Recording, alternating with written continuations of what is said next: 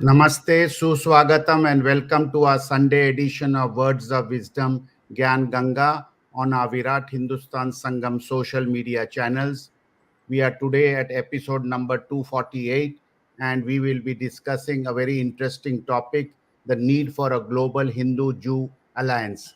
And for the next 45 minutes, Dr. Swamy and the team will be discussing this topic. We thank our viewers across the globe in 120 countries for watching this program live on Sunday Indian time at 8 p.m. With these words, it's over to Dr. Subramanian Swamy. Thank you, Jagdish. This is a matter which, if it is fully developed, as we are expecting, it will be a major factor in a number of ways.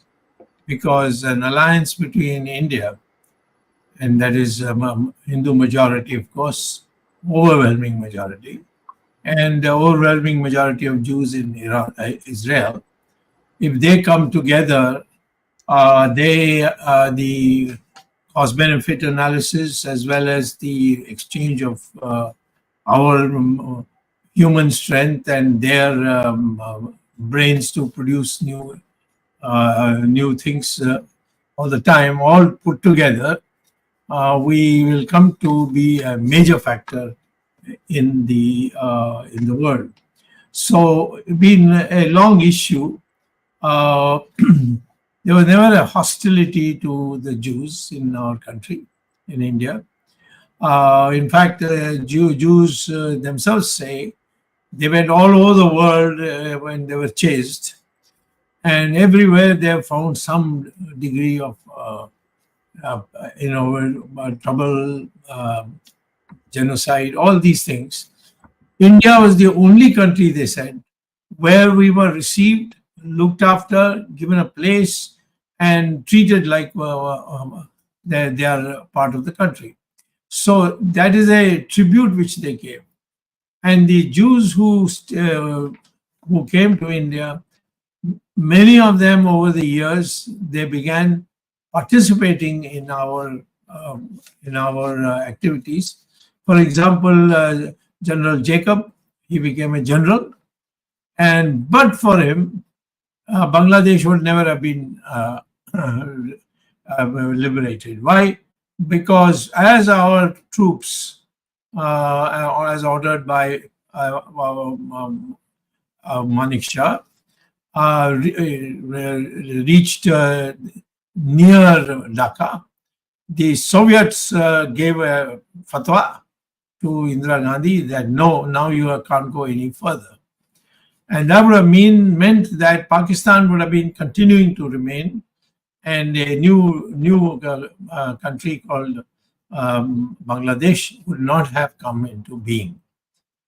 But they were in charge in that place, in Dhaka, holding the army, something like 30,000 people behind him, was General Jacob, who disregarded the advice of Manik Shah and went straight into Dhaka and took as a prisoner the general of the Pakistanis, and declared that Bangladesh has come into being and it is no more anything to do with Pakistan. Of course, subsequently, Indira Gandhi was so angry because Indira Gandhi was then rebuked by the Russians, saying that, you betrayed us, so on and so forth. So she then held a court-martial for him. And surprisingly, General Jacob, who should have been decorated, had a court-martial. But in the court-martial, the Manik Shah said to him in his examination that I sent you a message that don't move any further, and you, despite that message, you went ahead. That is the violation you have done. So he said, you sent it by teleprinter, and there was no electricity, so I never received it. And on that, he was freed. And then BJP came to power, and we gave him Padma Bhushan, and we decorated him as a governor and so on. So I'm saying here is a man who was able to do it in this way. That is the Jewish commitment that I have seen everywhere. I've had Jewish teachers at Harvard, and when they took you as a student, they almost treated you like a father. They would spend hours explaining and so on. And I had two of the most famous economists, Paul Samuelson and Simon Kuznets. Simon Kuznets was the father of the GDP and was known for, how to make the Indian economy through numbers.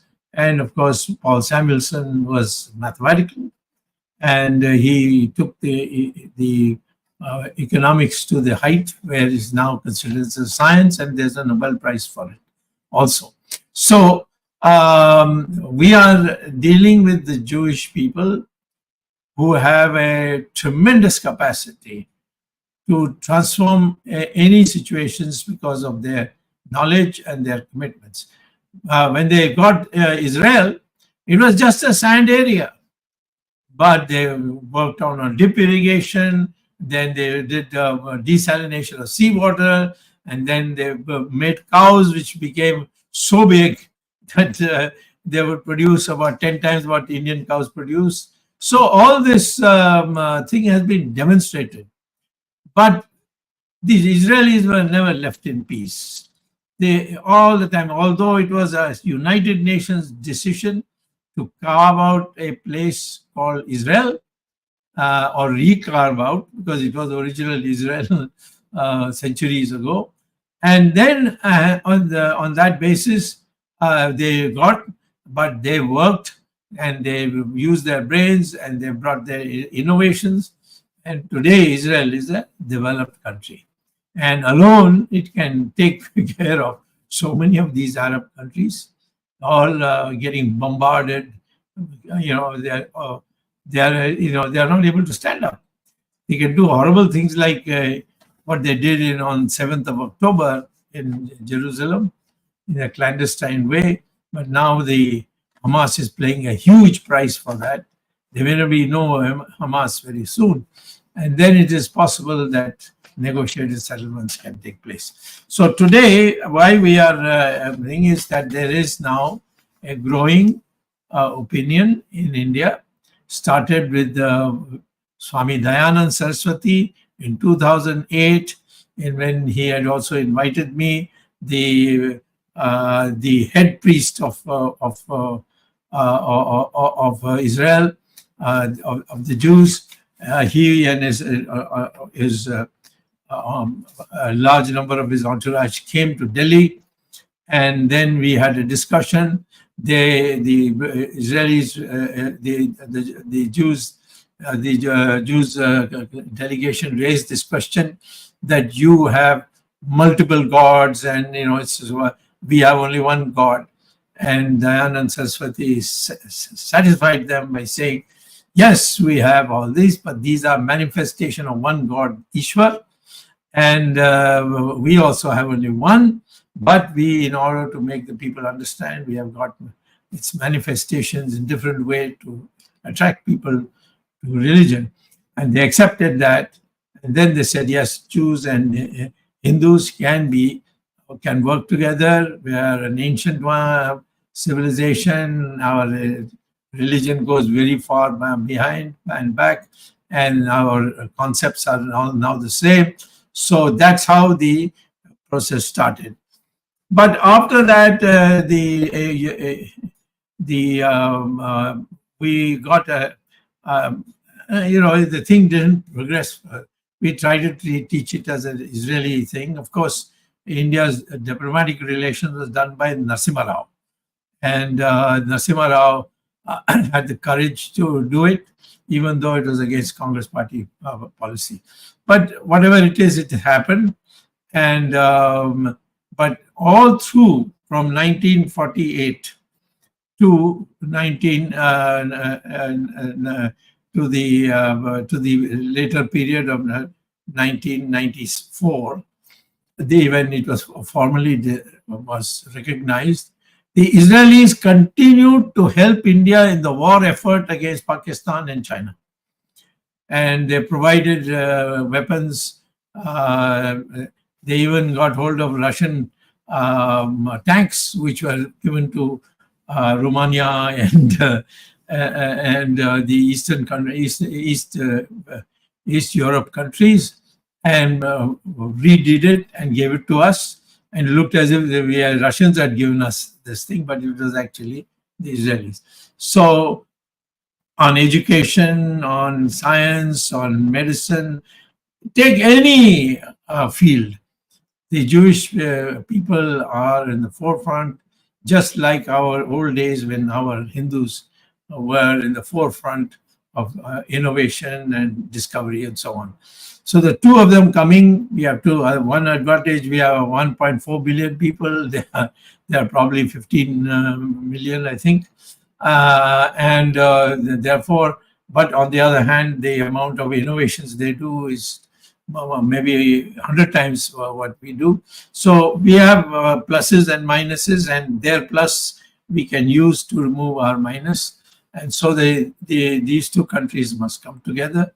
We have embassies now, but embassy is not enough. We need one-to-one interaction with people. There should be possibility of the government making delegations of ordinary people go, farmers to go and see what it's like, etc. And a very close relationship.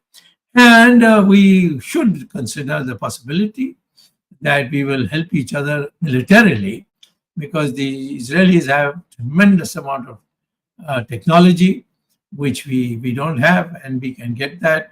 And Israelis also, if they are in dire trouble, then our soldiers can also play a role to protect the country from being taken over by foreigners. So we have this developing now. I'd like to say that after Dayan and Saraswati, who held 3 meetings. I attended one of them, and ultimately we came to the conclusion that our Abraham, the Jews, Abraham, and our God can be compared. Brahma was considered as almost similar, and we overcame this idea that we are a country with large number of gods. Yes, large number of gods, but all ultimately is the Vishwar. Ishwar is only one God, and these are all various manifestations for people. Now, ideologically, it has been said, brains-wise, we know each other, and so Jagdish Shetty came up with an idea that we should now form an association of Hindus and Jews. We can't say Indians, because there are a large number of Indians large number of non-Hindu Indians who would find it very difficult at this stage to come as part of this thing. So therefore, the idea that Jagdish Shetty said is, let's start with this. And we went to Dallas, where the Jews also came, and we had an excellent host, an Indian who has made a lot of money, but is always concerned about India's greatness. And so in his house, we stayed, and in this house, we held this conference. And we now can say that the ball has started rolling. And very soon, maybe in another 6 months, we will have a international or binational conference in which prominent Jews will come from Israel and other parts. By the way, the Jews are all over the world. In fact, the people we met in the United States were not from Israel. They were Jews, but they were born and brought up in the United States. So they are in many, many, many countries, but they all unite when it becomes the future of Israel. And therefore, I think we, in a multi-dimensional way, we can now create a situation where Hindus and Jews who easily can come together, because we don't believe in forcible conversions like the Christians and the Muslims believe and execute it, sometimes even using violence. But the idea is that if you are persuaded, then you can take that religion, and that is the same way. It's the same way with the Hindus. It's the same way with the Jews, and so we in fact fit in a number of ways. And of course, Indians are known to be, and Hindus in particular, are known to be people who have a long history of intellectual activity, and so is the Jews, and so we are fit to be able to be partners in a number of dimensions in the world. And for this, we will benefit by being with them, and they will also benefit from a large country like India being with them in hours of difficulty. Over to you, Jagdish. Thank you, Dr. Swamy, for that insight.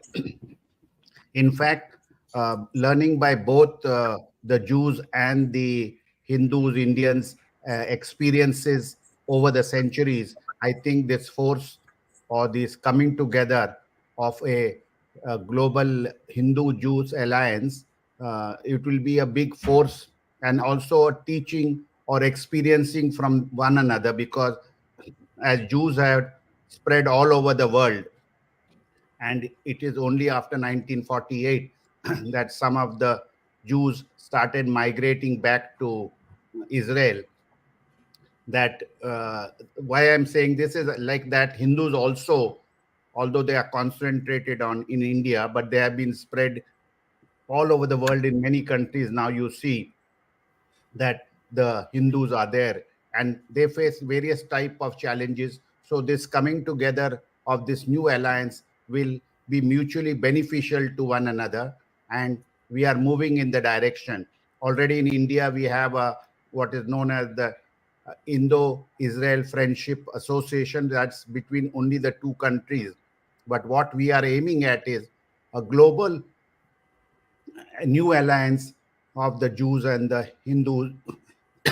Sorry, and we hope in the coming months and years we will be able to give this some shape and some force also. There are a lot of Hindus who have expressed their desire for such an organization, and when we had an interaction with the Jews in India and those Jews who are abroad, especially America, as Dr. Swamy said, there are nearly perhaps 10 million Jews in Israel, and perhaps 7 million or so Jews in the United States, and they're spread also all over the world.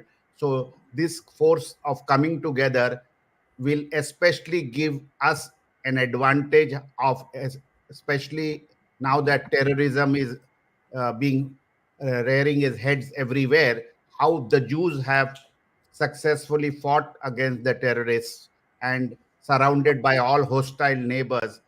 We could learn from their experience and support how we can deal with the subject, because we have unfinished task of POK. We have to settle properly things with Pakistan. We have to get back the land from China. So in this thing, I think this global Jewish alliance will be a big help, not at government to government level, that keeps on going on, but especially collaboration with the people to people level. So this will be something which will be a reality very soon in numerous cities of India. Already requests we have got of holding some meetings and conferences, and the same thing in Canada, USA, and Britain, and we will take it forward. With this opening remarks made by Dr. Swamy and something added by me, we will further have discussion. Our panel members will give their inputs and take it forward. I would require Arvind Chaturvedi also to please speak in Hindi a little bit, because there is some people in India who are very eager on it. I know the international crowd watching this show will prefer English, but perhaps Arvind can speak in English and give our viewers some idea of what's going on. And Ramesh and Swaminathan and Tejas will also join. Thank you. Thank you, Jagdish. It's such an important topic. Just before the program started, in fact, we were discussing that how timely this move is, and your visit with Dr. Swamy to US, and having a meeting with the Jews, यहूदियों के साथ meeting, एक सभा करके ये विचार जो doctor स्वामी ने प्रतिपादित किया है, मेरे ख्याल से ये समय की मांग है। और जैसा कि अभी डॉक्टर स्वामी ने भी बताया कि हो सकता है कि भारत के कुछ नागरिक जो गैर हिंदू नागरिक हैं इस विचार का समर्थन अभी नहीं करें, क्योंकि अभी हाल में जो इजराइल और फिलिस्तीनी का जो संघर्ष चल रहा है या हमास के साथ जो संघर्ष चल रहा है, उसमें एक बड़ा वर्ग है हिंदुस्तानियों का जो शायद इजराइल की तरफ नहीं है। लेकिन जो तरक्की ज्ञान के क्षेत्र में, मैं रिपीट कर रहा हूं, ज्ञान के क्षेत्र में इंटेलेक्चुअल लेवल पे इजराइल ने दिखाई है दुनिया को, और सामरिक महत्व से मिलिट्री इंपॉर्टेंस, आई थिंक ये पूरे देश के लिए, हमारे लिए लाभकारी होगा। और भले ही सरकार से सरकार का संबंध जो है, जैसे जगदीश ने बताया कि वो चलता रहेगा, लेकिन यदि ये संबंध बना और ये संबंध मजबूत हुआ तो इन संबंधों के जरिए सरकार पर भी एक प्रभाव पड़ेगा, एक दबाव बनेगा, और सरकार इजराइल के साथ संबंध को और प्रगाढ़ करेगी और आगे बढ़ाएगी। ये बहुत जरूरी है। और मैं सुझाव देता हूं कि चूंकि ये कल्चरल लेवल पे, सांस्कृतिक स्तर पर पहले प्रारंभ हो सकता है, ज्ञान के लेवल पे शुरू हो सकता है, तो हम महाविद्यालय, कॉलेजेस में और यूनिवर्सिटीज में इस तरह के सम्मेलन करें जहां पर इजराइल के जो इंटेलेक्चुअल क्लास है, जो प्रोफेसर्स और जो ज्ञानी व्यक्ति हैं, उनको हम बुलाएं, और भारत के विश्वविद्यालयों में इस प्रकार का हम एक सेमिनार और संगोष्ठी करें। इन संगोष्ठियों के माध्यम से एक जनता में प्रचार होगा, दूसरा जो लोग इजराइल के बारे में कम जानते हैं उनको भी जानने का मौका मिलेगा, यहूदियों के बारे में जो लोग कम जानते हैं उनको जानने का मौका मिलेगा, और जो लोग जानते हैं उनको हमें जोड़ने में सहायता होगी। तो हम इंटेलेक्चुअल लेवल पे पहले प्रारंभ करें। Let us start at the university level and start some seminars in leading universities where we can invite the intellectuals and professors from Israel, Jewish professors, and not only Israel, even as you said, outside Israel, Jews, यहूदियों की population पूरे विश्व में है। जहां जहां महत्वपूर्ण पदों पे यहूदी हैं और भारत में जो लोग मानने वाले हैं, उनको हम इकट्ठा करेंगे, तो एक ज्ञान का वातावरण तैयार होगा, एक इंटेलेक्चुअल एनवायरनमेंट तैयार होगा, और वो बाद में भारत सरकार पे दबाव बनाएगा ताकि हमारे संबंध और मजबूत हों। ये बहुत अच्छी पहल है। डॉक्टर स्वामी और जगदीश शेट्टी इसके लिए बधाई के पात्र हैं।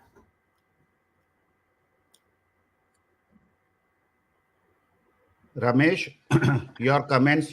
Ramesh also attended the meeting in Dallas, so and he had got an insight and he had expressed his views. So I think Ramesh also will give us his take on the matter and the overall subject. Okay, thank you, Jagdishji. Thank you, Dr. Swamy. Yes, as Dr. Swamy had indicated, we had a meeting in Dallas, in Texas. Basically, I think the objective was to create an alliance where a lot of in a while, I think Swaminathan will give us an idea as to similarities in what we do in terms of how the practices and all. But we wanted to keep this thing at a higher level, saying that, okay, what do the Jews do better than us? And Dr. Swamy said, be it technology. But another thing that I found that they have done really well in the US is that the Jewish community has created a very strong set of organizations that protect their rights. For example, if you imagine in the US, there are about 10 million Jews, or plus or minus, give or take a few. But they have come to a point that not even a single, so far in history, no president has ever said that, they're going to work against Israel. The first thing that they do is we will support Israel. See, that is very important. So the Hindus are about 2.5 million, give or take a few. I think the Hindus can learn a lot and become a serious lobbying force in the US. But the reason why, because my context is within the US, because it makes a lot of sense, because if we're able to create such a force, and create such a lobbying power in the US, and we can have a lot of influence, be it the UN, because time and again the US government says, oh, there is, the religious freedom is getting challenged in India and all that nonsense that the government puts out. We should challenge all of that. There is absolutely, India is by far the most truly secular country by design. Dr. Swamy has explained this to in many episodes before. Whenever we talk about Hinduism in general or Sanatana Dharma in general, inherently Sanatana Dharma is secular. But the foreign nations, the Western nations, calling us, saying that, oh, that there is no religious tolerance and all this nonsense has to be debunked, fought. But what do? We just issue statements sitting in Delhi. But that's not how it works. In the US, you defame the Jewish religion or their practices, the first thing they do is they throw a lawsuit at you. So that concept of that, basically that fear, or not even a fear, that respect essentially needs to be brought out. I think this is something that we can learn from the Jewish community in America. How do they do this? Because they have a bunch of organizations. They have the Anti-Defamation League, so you can't really go and defame the way Jewish. In spite of whatever is happening in Gaza, the pros and cons, the support is strong among the political class. Obviously, among the public, there will be left in both sides. They'll jump around and do whatever on, but they have zero influence on the policy of the government. The Indian government can also learn a lot of these things instead of sitting on the fence constantly when it comes to the Israel-Palestine issue. India has to take a definitive stand. So one day it's two-state solution. One day they have the right what to do. You can't just wake up every day and say something different, and it doesn't instill confidence in either of the community. So, there are two ways to do this. We can constantly complain that the government is not being effective. The other way that Dr. Swamy thought about this and where we are today is to form an alliance and start creating at a grassroots level. If a bunch of people, if the public in general, the Hindus and Jews get together, you can create an influence, a force that the government can stand up and say, oh, you know what, there is this thing, we need to pay attention to this. So it's very crucial that this kind of an alliance is formed. And it's, again, don't think it's something that we're going to do today. Tomorrow, everything is going to be hunky-dory and things like that. This is a long-term plan, because everybody wants to say, okay, you formed the alliance today, tomorrow what happened? This is not a Maggi noodles. We're not going to cook Maggi noodles here. I mean, this is a long-term thing. We have to plan this properly, get this thing done. I'm looking at Dr. Swamy's generation, my generation, and generations to come, build this, the alliance and sustain, because there are a lot of similarities, be it cultural, religious practices, even in thoughts where we are. And by far, India was the only country when the Jews were persecuted during the World War II. India was one of the very few countries in the East that gave asylum to the Jewish people, and they formed a huge. This is very significant. We have not learned from our history properly. We need to understand there are a lot of similarities. Yes, we can form bridges in multiple areas. We are not saying, okay, how do we operate? But conceptually, that's exactly what Dr. Swamy has been saying in our meetings. Conceptually, at a very high ideological level, we need to understand that there are a lot of common things with that. Let us create and join together and create a force. So that is the basis on which this meeting was held. There are a lot of things to come. We welcome feedback, but don't get into the grassroots, lower level and say, can we do this? Can this chapter here? And don't get into the, weed. I mean, as we say, don't miss the forest for the trees. We would love to get some feedback, but we wanted to explain to the people who listen to this program that conceptually we want to come together. And there are a lot of things that we can learn how the Jewish population has organized. It's the most important thing, how they organized amongst themselves, bring about a unity which severely lacks among the Hindus. I can tell you, living in this country for 25 years, there is no unity amongst the Hindus here. One day, even within communities, we fight against who's superior, who's inferior, and all that crap. Sorry about the language, but again, at the end of the day, we need to put those things aside. You might want to fight in another day, but when it comes to this concept, a common cause, I'm not saying they're great even among the Jewish community. They also have their own differences. But when it comes to the common cause, they get together. They forget those differences and they get together. I don't want to get into the other religions, but I think I want to stick to the topic that there needs to be an alliance between the Hindus and Jews. Thank you, Jagdish. I would request Swaminathan to give his insights, and he has done some comparison between our two religions to give us an insight into this topic. Thank you, Jagdish ji and Dr. Swamy, for giving me this opportunity. I'll just touch base on the similarities as to what brings Hindus and Jews close. We'll start with the basic fundamental text of Jews is known as Torah.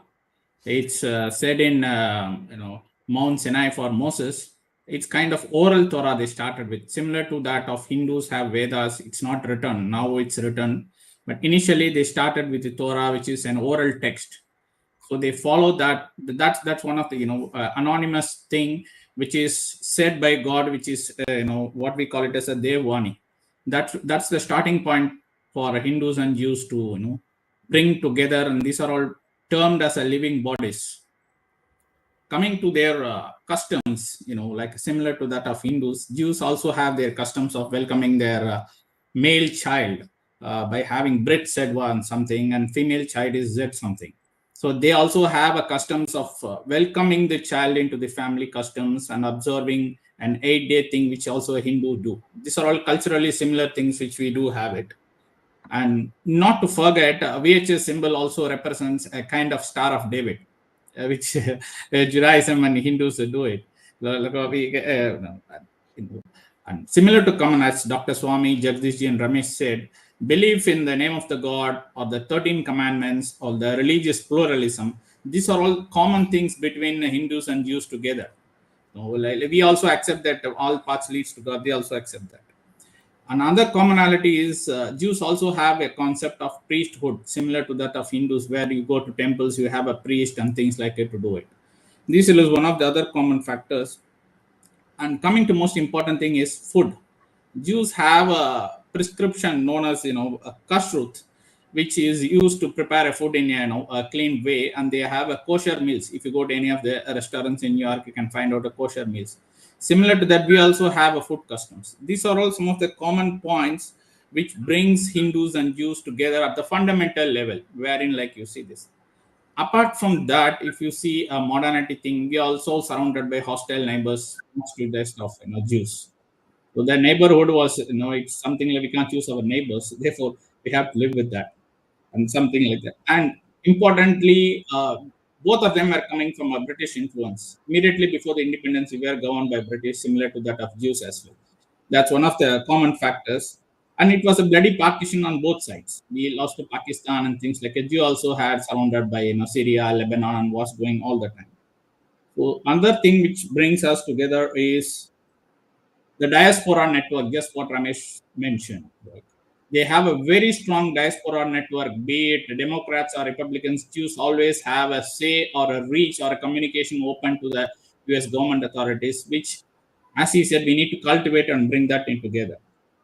These are some of the common points which I would like to share with you. And in general, as Dr. Swamy started, we would like to take advantage of the drip irrigation or any of the technologies, except for Pegasus. That's all I want to say.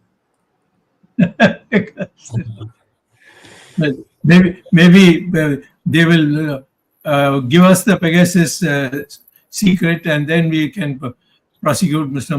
Modi for that. Maybe, sir. Yeah. So these are the fundamental uniting factors, as I said, brings Hindus and Jews together at various levels, right from a birth to death. They also have a ceremony happening for all the 13 days, things like it. So fundamentally, we are interlinked. Yeah. Okay. Jagdish, the host with whom we stayed and who he is, what his background, could you just briefly mention it? Yeah, the person who took the initiative from Dallas was Dr. Siddharth Gaur. He is popularly known as Dr. Sid Gaur, SID, Sid Gaur. And there were other friends, Hasmukh Patel, and there was our friend from Canada, Lajpat Rai, and Lajpat Parasar. and others. So Dr. Gaud took the initiative to have this get together, and we have started. A lot of formalities have to be completed. There were a lot of views from some Jewish friends also who participated. Some people gave their insight on the Jewish community, how things in America is, how things are there in the other part, that is in Israel, because as you know, it is not only Jews are there in Israel, but Jews are there in large number in, as I mentioned earlier, in Europe, greatly in the United States, some in Canada, and some in Britain. So we are going to be a global organization. So our friends in Dallas help us to facilitate this meeting, and we look forward and thank them and look forward to take it. There are other intellectuals, Indians in America as well as in Britain as well as in India, who are either authors, writers, and we are starting a dialogue with them so that we make all these energies together. Now, if you see, there are a lot of individual or city-based organizations across the globe, or especially in some parts of America, and they express solidarity if anything happens to the Jews. But we want all these to come together under a larger umbrella, so our energies are focused and we get the maximum benefit for both the communities in India as well as in Israel, as in USA. There are a lot of friends in Israel also who have helped us uh, come together, and formally, informally. So we have to be thankful to them also, and we will be taking this initiative forward. Jagdish, I'd like to add a few more points. So again, guys, somebody said, what can we do to participate? As we said, it's in a very early stage. So once we have a formal structure in place, we will definitely reach out. We're going to have one more program. Sorry, excuse me. Explain about what we can do together, and and we are looking at multiple avenues, right from different age groups, because we feel that there are a lot of activism in especially as far as US is concerned in college campuses. So we have in our group we had a bunch of youngsters. They came up with some brilliant suggestions and ideas. So we're going to formulate something that is across age groups. It's just not some old people sitting at the top and discussing things. We want to involve multiple generations in this, have a tie-up, make sure that they build a strong bond, and that's why we call this as an alliance rather than anything else, because we need. And there could be multiple components. There could be a think tank, there could be cultural exchange groups. We need to bring this together. It needs to be a long-term plan. You can't say there's only one way to do this. There could be multiple ways to get this organization growing. At the end of the day, between the two communities, they should have a sense of trust and saying that, yes, this is a group, or Hindus are some people that we can trust in our challenges. Because in the same way, we should also give them a confidence, and they will help us. Dr. Swamy made one very important mention during our meeting. He says the Jewish people have this tendency. They trust their friends, and they know who their enemies are. So they always remember who helped them, and they always remember who their enemies are. So I think that is what is very important. We have to remember this, and India has always stood by any oppressed people, be it even when the Parsis were persecuted. India gave them a place where they could come in, live, and we had a lot of people. India has this tendency built into them, right? That's why we call ourselves Vasudhaiva Kudumbakam. It's not some fancy statement politicians make, but there is an inherently in our culture, in Sanatana Dharma, that this Vasudhaiva Kudumbakam ingrained, whether you like it or not, we have this within ourselves. That's why we tolerate a lot of those things. That's why we tolerate a lot of those things that happen within India. We don't care who you are, what you do, whatever you are. But in essence, we are all only one thing. We believe in one simple thing.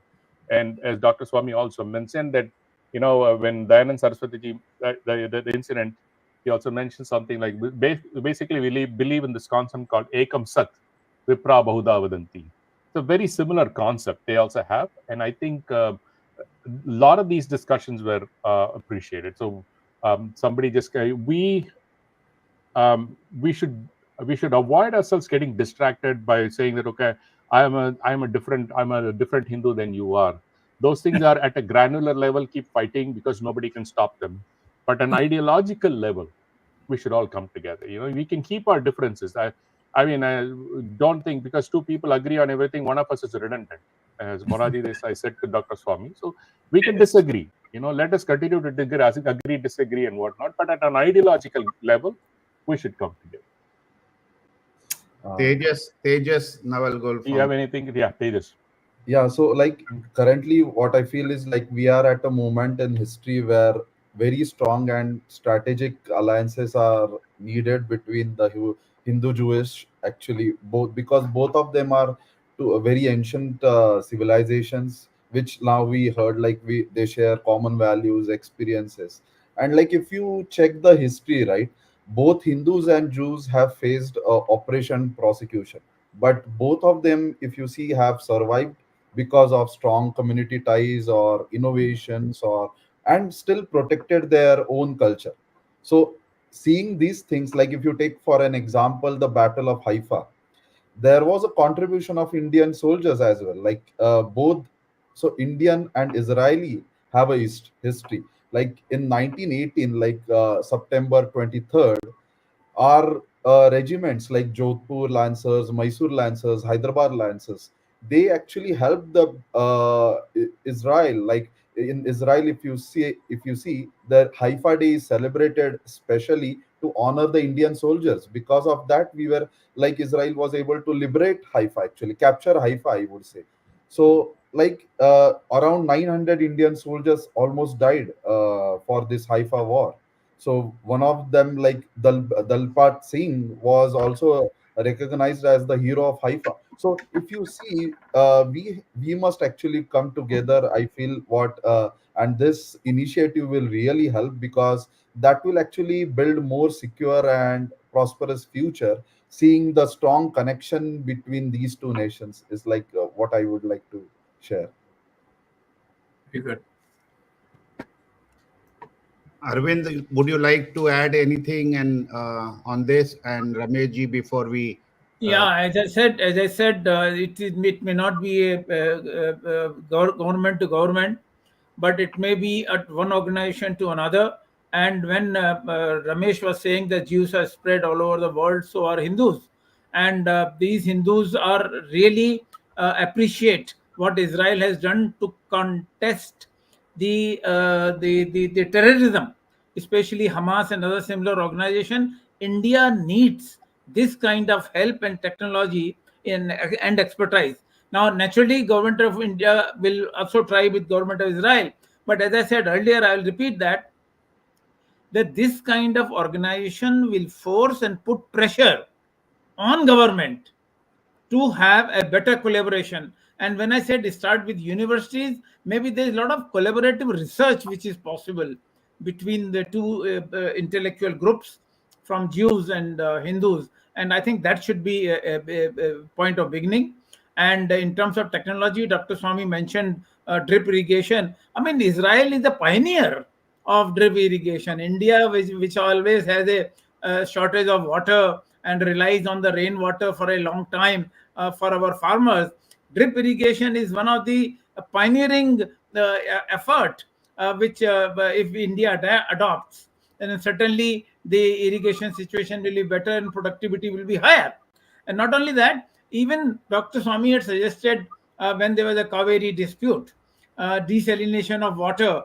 That technology again comes from Israel. So in terms of technology, in terms of advancement in science, Israel is much ahead of India.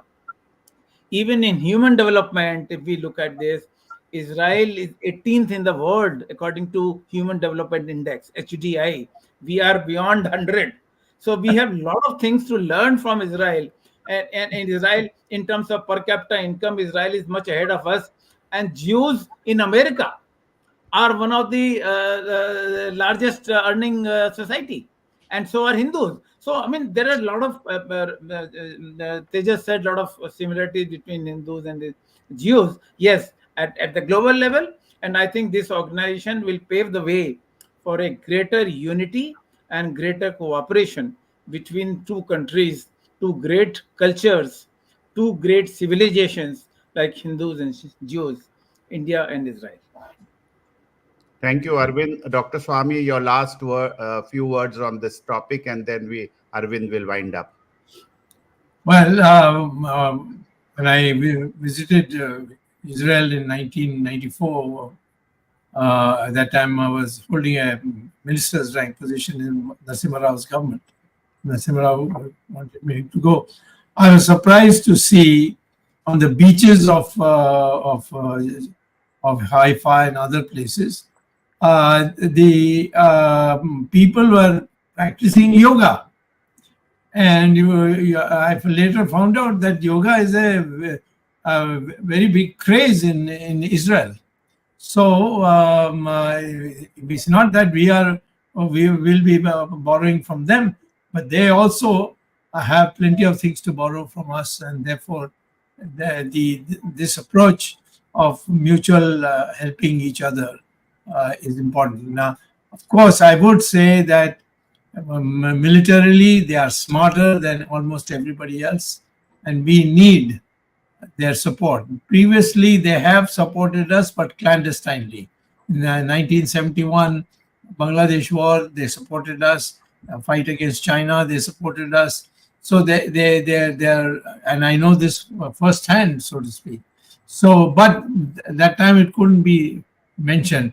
These are the government's officers, Indira Gandhi, etc., which are opposing any diplomatic relations with Israel. But at the same time, at the time of war, they relied on the Israelis to fill in certain gaps. So therefore, now let's do it all openly and say that in our national interest and in our cultural interest, we as Jews and Hindus should get together. And of course, the Israelis are primed to it, and we look forward to its further development. Thank you, Dr. Swamy. Also, a lot of Jews are coming as tourists to India, whether they are from Israel or other parts of the world, and Yes. numerous places, especially I know in Himachal Pradesh, numerous Hindu religious places also, we'll find a lot of Jew tourists going there. In fact, many places they write the shopkeepers in India, Himachal and other parts, all the Uttar Pradesh and other parts, they write in Hebrew language, Yeah. some boards and all that, whether it is rice plate is ready or something like that, or foods are available, they would write Hebrew. Even in Goa, you will find that thing. So they come silently. They come, they know that Hindustan is an ancient civilization and there's a lot to learn and see in India. So they come and go to all these places. In Himachal, I have noticed, Uttarakhand, I have noticed, Uttar Pradesh is there, and various other states where we have historical, religious, as well as historical monument. The Jews come silently, participate, and then go away. So it's actually a cultural exchange which is going on silently over the ages. And it was not the Jews who were persecuted elsewhere. And in India, it is not only World War II. They have come centuries ago and been silently living, for example, in Maharashtra, around Mumbai, and in Kerala, Cochin. You'll find still beautiful synagogues in Mumbai as well as in Cochin. And a lot of people who are all over the world, the Jews, they come to see these places, how India helped the Jews settle down here, live peacefully. Many of them have ways of dressing. Everything is likely like Indians. I know so many Maharashtrians who are Jews and have Indian surnames, but they are part of their tradition they keep, but they also keep the tradition of the Hindu lifestyle here. So it has happened open over the centuries in Thana, Alibag, Konkan. You'll find a lot of these families. Okay, it's over to Arvind for wrapping up the show. I think, as we said in the beginning, and the introduction given by Dr. Swamy and the details given by Jagdish Shetty for the meeting shared by Ramesh, I think this is about time. this type of organization should be given all encouragement and all support, wherever possible. There may be very small number of Jews in India, or there may be very small number of Hindus in Israel. But since both these communities are spread all over the world, and among the intellectuals, the share of these two communities may be around 30 to 40%, which is very important. And that's why I said start with the seat of knowledge, and seat of knowledge are universities and colleges, and this organization should start taking shape in the seat of knowledge, such as universities and colleges. And Ramesh said about the Vasudev Kutam, Ayam Nijah Paroveti Ganana Laguchet Sham Udar Charitanam to Vasudeva Kutumbakam. That is the basis of Sanatan Dharma, as Ramesh mentioned. And I think it is shared equally and in right spirit by the Jews also. And this organization, or this kind of concept of this organization, should be given all encouragement and support.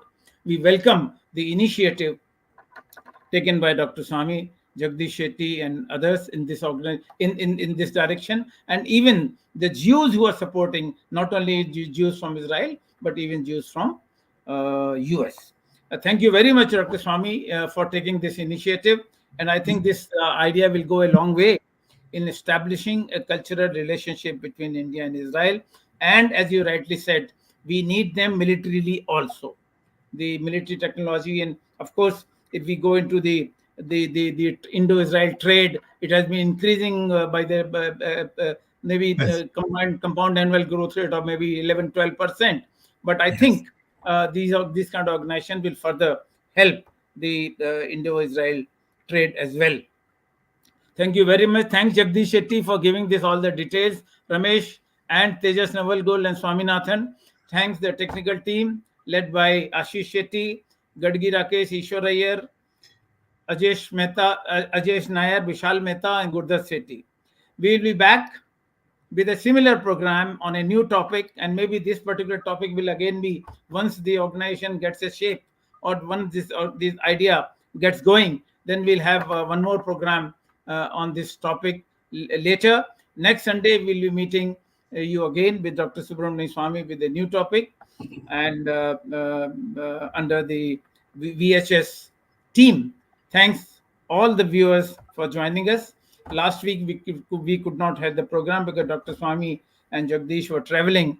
And next week, again, we'll be meeting with a new topic. Till then, Namaskar, Jai Hind. Jai Hind, Jai Shri Ram, and Toda for our Jewish friends. Toda means thank you. Toda.